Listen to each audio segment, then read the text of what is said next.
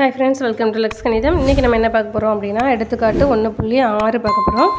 x = 1 2 3 4, y = 2 4 6 8 10 மற்றும் r = 1 2 2 4 3 6 4 8 எனில் r ஆனது ஒரு சார்பு என காட்டுக அப்படின்னு கொடுத்துருக்காங்க. அதாவது ஆறுங்கிறது இங்கே என்ன சொல்லியிருக்காங்க அப்படின்னா உறவுன்னு சொல்லியிருக்காங்க. இதை ஒரு சார்பாக நம்மளை காட்ட சொல்லியிருக்காங்க. மேலும் அதன் மதிப்பகம், துணை மதிப்பகம் மற்றும் வீச்சகத்தை காண்க அப்படின்னு சொல்லியிருக்காங்க. அதோட மதிப்பகம், துணை மதிப்பகம், வீச்சகம் எல்லாமே கண்டுபிடிக்க சொல்லியிருக்காங்க. ஸோ கண்டுபிடிக்கலாமா? ஃபஸ்ட்டு என்ன கொடுத்துருக்குறாங்களோ அதெல்லாம் எப்போவுமே என்ன பண்ணுவோம், கணக்கில் கொடுத்துருக்கிறத எழுதிக்கிடுவோம். சரியா? ஸோ எக்ஸ் 1 2 3 4 கொடுத்துருக்காங்க. ஒய்ங்கிற கணம் 2 4 6 8 10 கொடுத்துருக்காங்க. அடுத்து ஒரு உறவு கொடுத்துருக்காங்க. r = 1 2 2 4 3 6 4 8 சொல்லியிருக்காங்க. நம்மளுக்கு ஏற்கனவே தெரியும், ஒரு சார்பு, ஒரு உறவு வந்து சார்பாக இருக்கணும் அப்படின்னா அதுக்கு ஒரு 2 கண்டிஷன் இருக்குது. ஃபஸ்ட்டு கணத்தில் உள்ள எல்லாத்துக்குமே ஒவ்வொரு உறுப்புக்கும் ஒயில் ஏதாவது ஒரு நம்பர் இருக்கணும். அது இருக்கான்னு நம்ம இப்போ அம்புக்குறி படம் போட்டு செக் பண்ணி காட்டலாம். 1 2. ஸோ 1லேருந்து எங்கே போகணும்? 2க்கு போகணும்.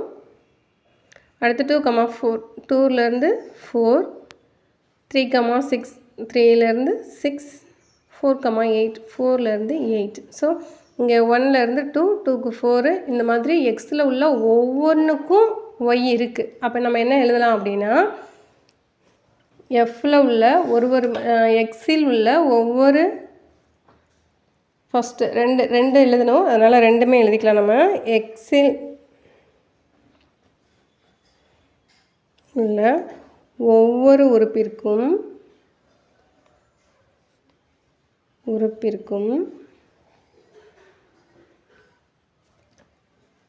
ஒய்யில் நிழல் உரு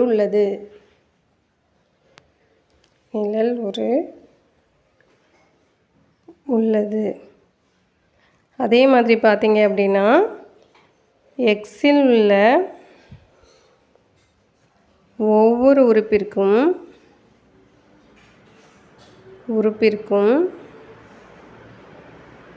ஒரே ஒரு நிழல் உரு, ஒய்யில் ஒரே ஒரு நிழல் உரு உள்ளது. எல்லா எக்ஸில் உள்ள நிழல் உரு உள்ளது. சரியா? ஸோ இப்போ எக்ஸில் உள்ள எல்லாத்துக்குமே அங்கே இருக்குது, எம்டியாக எதுவுமே இல்லை. ஆனால் இங்கே இருக்குது, அங்கே இருக்கிறதுனால நம்மளுக்கு ஒரு பிரச்சனையும் கிடையாது. எக்ஸில் உள்ள எல்லாத்துக்குமே எனக்கு இருக்குது. அதே மாதிரி எக்ஸில் உள்ள எல்லாத்துக்கும் அங்கே 1 தான் இருக்குது, 2 அந்த மாதிரிலாம் இல்லை. ஸோ நான் இதை என்ன சொல்லலாம் அப்படின்னா, இதனை சார்பு என கூறலாம்.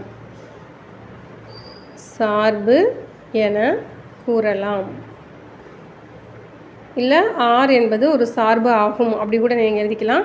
அடுத்து என்னெல்லாம் கேட்டிருந்தாங்க அப்படின்னா, மதிப்பகம் கேட்டிருந்தாங்க.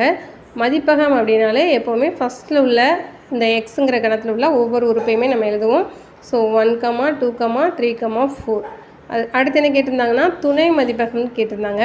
துணை மதிப்பகம் அப்படின்னா ரெண்டாவது உள்ள கணத்தில் உள்ள எல்லாமே. சரியா? ஸோ ரெண்டாவது கணத்தில் உள்ள எல்லாமே என்ன இருக்குது? 2 4 6 8 10. இப்போ வீச்சகம் கேட்டிருக்காங்க. வீச்சகம் அப்படின்னா செகண்டில் உள்ள எதெல்லாம் இங்கே சார்பாக இருந்துச்சோ, எக்ஸுக்குள்ள உள்ள ஒவ்வொருக்கும் மதிப்பாக இருந்துச்சோ அது மட்டும்தான். இப்போ 10ங்கிறது எதுக்குமே மதிப்பாக இல்லை. ஸோ நம்ம அப்போ அதை எழுதக்கூடாது. அப்போ 2 4 6 8 இது மட்டும்தான் வீச்சகம். ஓகேவா? ஓகே, இந்த சம் உங்களுக்கு தெளிவாகவே புரிஞ்சிருக்கும்னு நினைக்கிறேன். வீடியோ பிடிச்சிருந்தது அப்படின்னா லைக் பண்ணுங்கள், ஷேர் பண்ணுங்கள். Okay friends, thank you.